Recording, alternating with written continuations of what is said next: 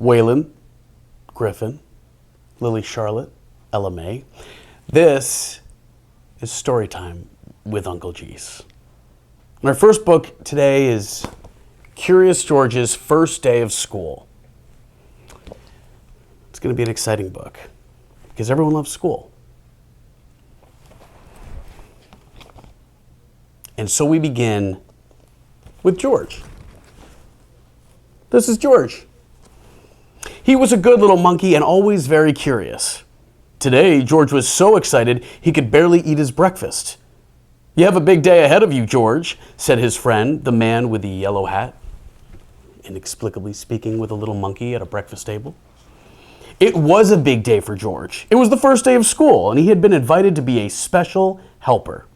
George and his friend walked together to the schoolyard. Some of the children were nervous, but George couldn't wait for the fun to begin. In the classroom, George's friend introduced him to Mr. Apple, evidently this dude.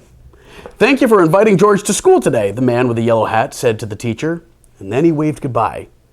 "Have a good day, George. I'll be back to pick you up after school." Notably, the relationship between Curious George and the man in the yellow hat is not yet explained. The children were excited to have a monkey in class. Wouldn't you be excited to have a monkey in class? "George is going to be our special helper," Mr. Apple told them. Mr. Apple says, "Welcome to your first day of school." See that? He's drawn a little apple. Appropriate. And what a helper Curious George was. At story time, George held the book. There he is. He's holding the book with his feet, his little monkey feet. At math time, the children could count on George. It's a pun. Get it? Count on George. And at recess, George made sure everyone had a ball. Another play on words, what do you know? And a well-balanced snack. See that? It's a well-balanced snack. It's getting a little gratuitous. After lunch, Mr. Apple got out paints and brushes. George saw red, yellow, and blue paint. See? Red, yellow, blue paint. 3 colors were not very many. George was curious. Could he help make more colors? First, George mixed red and blue paint. And look, he got purple. Then George mixed red and yellow to make orange. That's the best color. Then George mixed yellow and blue. What does yellow and blue make when you mix them together? Green. See that? Finally, George mixed all the colors to make... Uh-oh. What's happening? A big mess.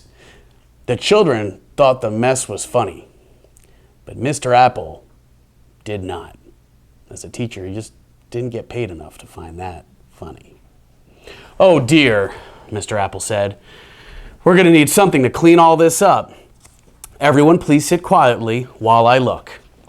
George did not mean to make such a mess, and he certainly did not want to sit quietly. He wanted to help. It was his job, after all. Remember, he was a special helper? But George had an idea. Let's see how this plays out. In the hallway, George found a closet. See that? See the closet? In the closet, he found a bucket. In the bucket, he found just what he needed. I'm sure. A mop. He found a mop.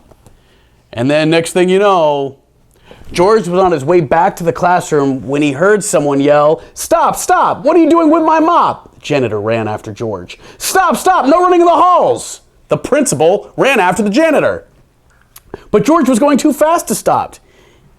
He grabbed the doorway and swung inside and...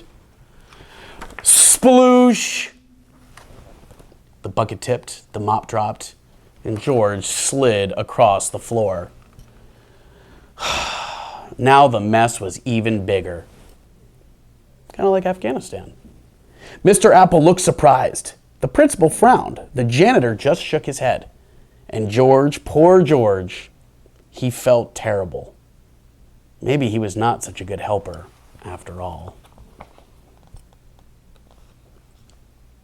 The children felt terrible too. They did not like to see George looking so sad. They thought he was a great helper, and now they wanted to help him. Look at everyone getting together. Clean up. So the children all lent a hand and some feet.